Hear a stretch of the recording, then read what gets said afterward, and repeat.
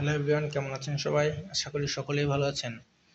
আজকে আমরা শিখব বা জানার চেষ্টা করব দেয়ালের গাঁথুনিতে ইটের হিসাবটা নির্ণয়। মানে আমরা এই দেখার সুবিধার্থে এখানে একটি গাঁথুনি আঁকিয়ে রেখেছি। আমরা ধরি গাঁথুনির দৈর্ঘ্য দৈর্ঘ্য হবে 17 ফিট।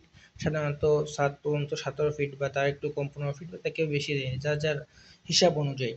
এখন আর আমরা ধরি 40 ফিট, চওড়া 40 ফিট। আমরা সকলেই জানি বাংলাদেশের বিএনবিসির কোডিং অনুযায়ী মশলা সহ ইটের আকার হয় সাধারণত 10 ইঞ্চি গুণ 5 ইঞ্চি আর 3 ইঞ্চি।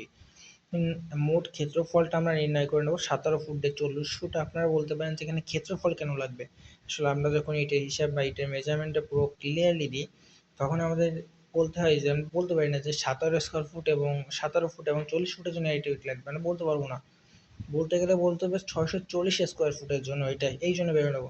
এটা আসলে কোনো দরকারি কিছু না, কারণ মোট ইট লাগবে।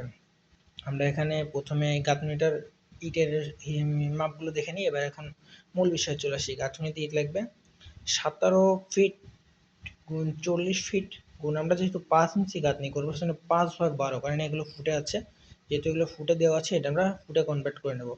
এবং ইটের গাঁথনিগুলো লিখে দেবো, এখানে সব প্রত্যেকটা ইঞ্চিতে দেওয়া আছে, এগুলো ফুটে কনভার্ট করব। সবগুলো ফুটে কনভার্ট করে নেওয়ার পরে আমাদের মেজারমেন্টে আসে, এটা ফুটে কনভার্ট করলে 0.417 এবং এটা আসে 0.84, 0.417, 0.25 থেকে ক্যালকুলেট করলে আসে এটা তার যার ক্যালকুলেশনে দ্বারা 3259.32। আমাদের তো ইট এভাবে পয়েন্ট আকারে আসতে পারে না, সেজন্য আমরা ওভারঅল ধরে নেব 3260 পিস। এখানে কিছু সম্ভবত 10টা কি 20টা ইট কম বেশি হতে পারে, কারণ অনেক সময় ভাঙার সময় ইটগুলো নষ্ট হয়ে যায় কিংবা গাঁথনির সময় হাত থেকে পড়ে যেতে পারে।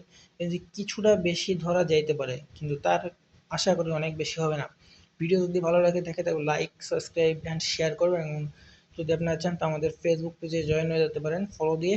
Engineer Nayan Saha, director of PHDBC Pratyasha house design and building construction. ধন্যবাদ সবাইকে।